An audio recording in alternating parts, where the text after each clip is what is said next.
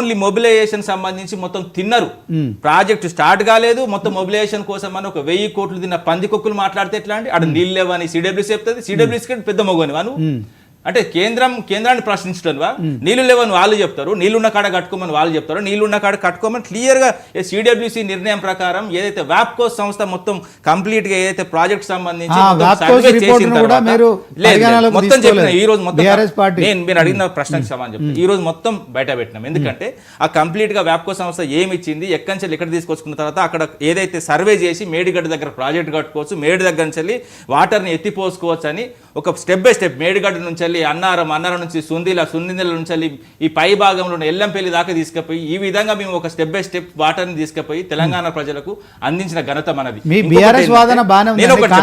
ఇంకో క్వశ్చన్ అడిగిల్లు మీరు main question ఏంది అడిగిల్లంటే, మీరు ఇప్పుడు ఇంత ముందు ఏదైతే అనుమతులు లేవు, ఏదైతే నిపుణుల కమిటీ తొక్కిపట్టిన నిపుణుల కమిటీ కంప్లీట్ గా కాళేశ్వరం అక్కడ కట్టమని చెప్పింది. అదే విధంగా వీళ్ళు ఏదైతే మొన్న పీసీ ఘోష్ కమిషన్ ముందు హాజరై వాళ్ళు డైరెక్ట్ అఫిడవిట్ ఇచ్చిళ్ళు.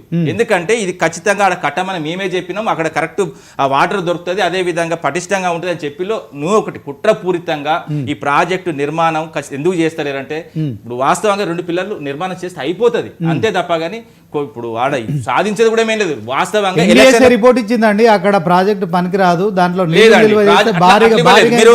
మీరు ఒక్క పేజీ మీరు చూడకండి, ఎన్డీఎస్ఏ రిపోర్ట్ మొత్తం చూడండి. ఎందుకంటే క్లియర్ చెప్పింది 7వ బ్లాక్ మొత్తం తీసేసి మళ్ళీ కట్టుకోమని చెప్పింది. అదే విధంగా అవసరమైతే కాపర్ డ్యామ్ నిర్మించుకోమని, అది కూడా ఏదైతే మహారాష్ట్ర లాస్ట్ భాగంలో ఉన్న పిల్లర్లు దెబ్బతిన్నాయి అంతే తప్ప మరీ మొత్తం సెంటర్ లా కాదండి. 21, 22 సంబంధించిన పిల్లర్ సంబంధించి అవి కొంచెం కుంగిపోయినాయి. వాస్తవంగా మొత్తం కొట్టుకపోయింది, మొత్తం కంప్లీట్ గా అయిపోయింది. ఇప్పుడు కాళేశ్వరం ద్వారా నీళ్ళు రావట్లేదా? నిన్న మోటార్లు ఆన్ చేసిన కళ్ళు మూసుకున్నారా? నేనేమంటున్నా, ప్రతి దానికి ఎవిడెన్స్ ఉన్నది.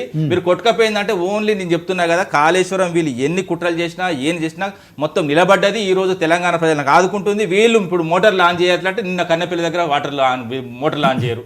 మోటార్లు ఆన్ చేస్తే నీళ్ళు వస్తాయి కదా, నీళ్లు రావద్దు, కన్నీళ్ళు రావాలి. వాళ్ళ గురువు కళ్ళలో ఆనందం కోసం తెలంగాణ కన్నీళ్ళ ప్రజల కళ్ళలో మొత్తం బాధ పెడుతున్నాడు అంతే తప్ప కానీ ఈయనతోని ఊదుగాలేదు పీర్లేవది. నేను తెలంగాణ ముఖ్యమంత్రి కాదు, ఆంధ్రప్రదేశ్ అసిస్టెంట్ ముఖ్యమంత్రిగా పనిచేస్తున్నాడు. ఓకే, మరి ఇప్పుడు దీని పరిష్కారం ఏంటి? కేసీఆర్ ఎట్లా బయటపడతాడు అనుకుంటారు? బయటపడ అసలు ఏం జరగలేదు కదా ఆడ. ఇప్పుడు అవినీతి చెప్తా వినండి. వాళ్ళు కాళేశ్వరంలో రెండు ఆరోపణలు ఓపెన్ గా మాట్లాడుకుంటే, ఒకటి ఏదైతే నిర్మాణంలో క్వాలిటీ తగ్గిందని, క్వాలిటీ తగ్గితే ఎవరిని శిక్షించాలి? మీరు జనరల్ గా అడుగు. అయితే ఆ ప్రాజెక్ట్ ఎవరైతే కట్టిల్లో వాళ్ళ మీద వాళ్ళు డైరెక్ట్ లెటర్ ఇచ్చి లెండింగ్ కంపెనీ ఏదైతే కంప్లీట్ గా మేము ఎక్కడ కూడా వెనకకు పోలేదు, ఖచ్చితంగా కరెక్ట్ కట్టాం, అందులో ఎలాంటి జరగలేదు, నాణ్యత లోపం అస్సలు లేదని చెప్పింది. అదేవిధంగా అవినీతి ఆరోపణలు చెప్తారు. మేము తీసుకొచ్చింది ఆర్ఈసీ కంపెనీ దగ్గర, ఏదైతే ఆర్ఈసీ కార్పొరేషన్ ఏదైతే కేంద్ర ప్రభుత్వ సంస్థ ఉన్నదో దాని దగ్గర 94,000 కోట్లు అప్పు తీసుకొచ్చినాం. దాని ద్వారా మేమైతే డబ్బులు ఏదైతే వాళ్ళకు ఏదైతే నిర్మాణ సంస్థకు అప్పచెప్పడం జరిగింది. ఒకవేళ లంచం ఇస్తే ఎవరు ఇవ్వాలండి? ఎల్ఎన్టీ కంపెనీ ఇవ్వాలి, లేకపోతే మెగా కంపెనీ ఇవ్వాలి. అవి లంచం ఇచ్చే కంపెనీలా? మరి లంచం ఇచ్చే కంపెనీలు అయితే మీరు ఈ రోజు ఎలా కొనసాగిస్తున్నారు అని అడుగుతున్నా సూటిగా. నేను అది ఇంకోటి ఏంటంటే క్లియర్ చెప్తున్నా, 94,000 కోట్లతో మేము ప్రాజెక్ట్ ఏదైతే నిర్మిస్తే అందులో 1,00,000 కోట్ల అవినీతి అంటే ఎట్లా జరుగుతుందని అడుగుతున్నా. అదే విధంగా మేడిగడ్డ 4,600 కోట్లు దాని ఏదో ప్రాజెక్ట్ 4,600 కోట్లలో ఒక్క 2 పిల్లర్లు గుంగితే 1,00,000 కోట్లు ఏ విధంగా అవుతుంది? అదే విధంగా 94,000 కోట్లు మేము అప్పు తీసుకొస్తే మిగతా 6,000 కోట్లు కలిపి 6,000 కోట్లు కలిపి 1,00,000 కోట్లు మాకు ఇచ్చే ఎదవ దుర్మార్గుడు ఏదైతే తెలివి తక్కువ ఉంటాడా?